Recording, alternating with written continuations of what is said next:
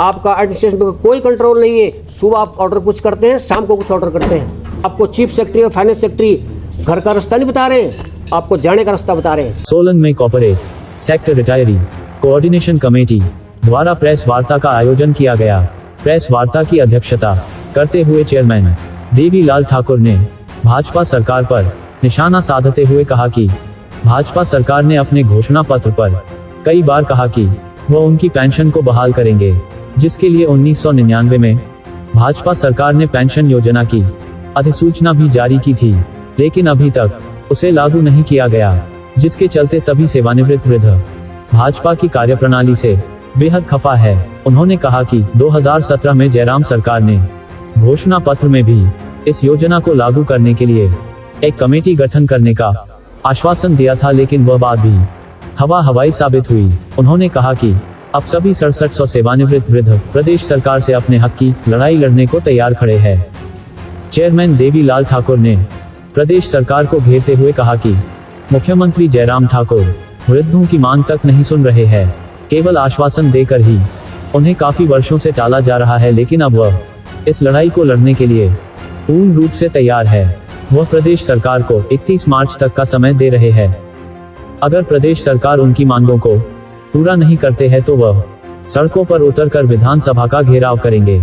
उन्होंने कहा कि प्रदेश सरकार के चीफ सेक्रेटरी और फाइनेंस सेक्रेटरी सत्ता में आने का नहीं, बल्कि सत्ता से बाहर जाने का रास्ता बता रहे हैं।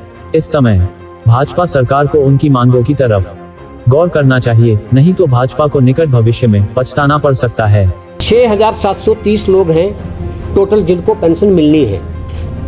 इनमें से लगभग 1200-1300 के आसपास पेंशन मिल रही है, और अभी जो रिटायर के लिए वो कोई 1600-1700 के आसपास हमारे कर्मचारी अधिकारी बचे हैं। सरकार के पास जो सरकार की सूचना है उसके अनुसार 258 करोड़ रुपया कॉर्पस फंड में ट्रांसफ़र होना है आरपीएफसी से।